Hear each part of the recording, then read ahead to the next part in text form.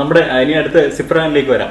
നമ്മുടെ നമ്മുടെ ഒരു പരിധി വരെ ചിലപ്പോഴ് നിസാം ഖാനേക്കാളും കടത്തി വെട്ടിയിട്ട് അല്ല ഞാനിപ്പോ അല്ല എന്നോട് പോകുമ്പോ ചില സിഫ്രാന്റെ ഉപ്പയല്ലെന്ന് കഴിഞ്ഞ ദിവസം ഞങ്ങൾക്കും അനുഭവമുണ്ടായി. നമ്മുടെ ആദിൽ അത്തുക്ക അടിച്ചു അവിടെ പോയി സംസാരിക്കുമ്പോൾ ഇതുപോലെ സിഫ്രാനെ കുറിച്ചിട്ടായിരുന്നു അവരുടെ മകനും ചർച്ച ചെയ്ത്. അപ്പൊ ഇവിടെ നമ്മുടെ സിഫ്രാൻ ആദ്യം നമ്മുടെ പൂമരം എന്ന പാട്ടിലേക്ക് കൂടി അല്ലെ, അതും എനിക്ക് തോന്നുന്നു 4 വയസ്സിൽ അല്ലെ 4 വയസ്സിൽ പാടിയിട്ട് വളരെ ഇതായതാണ്. ആ ഒരു പാട്ട് പാടിക്കൊണ്ട് നമുക്കൊന്ന് വിശേഷങ്ങൾ പങ്കുവെക്കാം.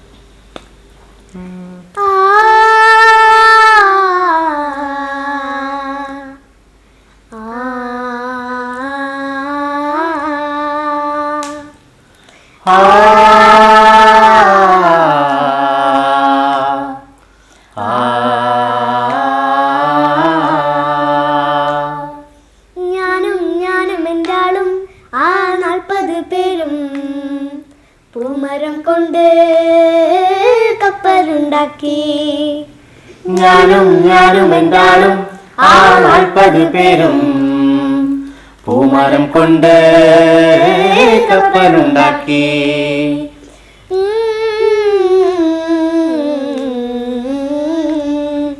കപ്പലിലാണ് ആ കുപ്പായക്കാരി പങ്കായം പൊക്കി ഞാനൊന്ന് നോക്കി. കപ്പലിലാണ് ആ കുപ്പായക്കാരി പങ്കായം പൊക്കി ഞാനൊന്ന് നോക്കി അവൾ എന്നെയും നോക്കി. 40 പേരും ശിഷ്യന്മാരും ഒന്നിച്ചു നോക്കി.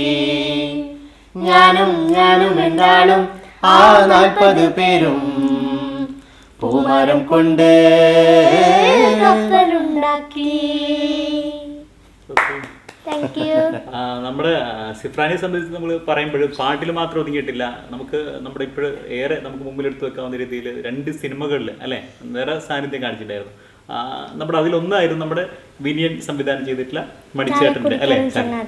അതിനെ കുറിച്ചൊന്ന് അനുഭവങ്ങള്. അതില് മണിച്ചേട്ടനും പ്രണയിച്ച ഒരു പെണ്ണിന്റെ മോനായിട്ടായിരുന്നു ഞാൻ. ആ സമയം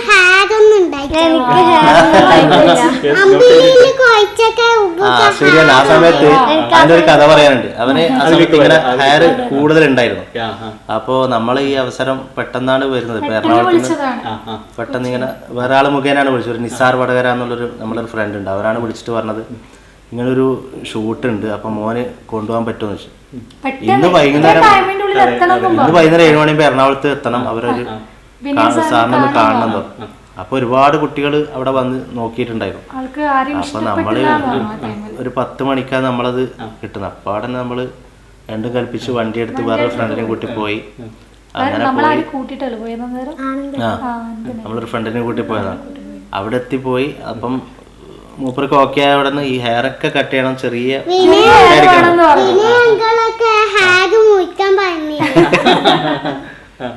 എന്നിട്ട് ആ പടത്തില് ഹെയറൊക്കെ കട്ട് ചെയ്തിട്ടുണ്ടായിരുന്നു. നല്ലോണം കട്ട് ചെയ്തില്ല.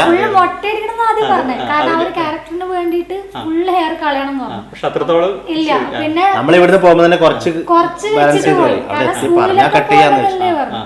പിന്നെ അവിടെ എത്തിയപ്പോ പറഞ്ഞു നമുക്കത് മേക്കപ്പിലൊക്കെ ഒന്ന് അഡ്ജസ്റ്റ് ചെയ്ത് വെക്കാന്നൊക്കെ പറഞ്ഞു. അതാണ് 100 രൂപ എടുത്ത് പറഞ്ഞത്. അപ്പോൾ ആ ലൊക്കേഷന്റെയും കാര്യങ്ങളും അനുഭവങ്ങളൊക്കെ വിനയൻ അങ്കിള് എനിക്ക് ഭയങ്കര സപ്പോർട്ടായിരുന്നു. പിന്നെ കുറെ ആൾക്കാർ ഞാൻ കണ്ടു. ധർമ്മജൻ അങ്കിൾ, പിഷാരടി ചേട്ടൻ, പിന്നെ കുറെ ആൾക്കാരെ കണ്ടു. പിന്നെ വിനയൻ അങ്കിൾ എന്നെ ഇടക്കിടക്ക് സിഫ്രു അങ്ങനെയല്ല ഇങ്ങനെ അങ്ങനെ പറയുന്നുണ്ടായി. പിന്നെ അവിടുന്ന് എനിക്ക് കുറെ ചോക്ലേറ്റ് തന്നിരുന്നു. ഇതൊക്കെയാണ് അനുഭവങ്ങൾ.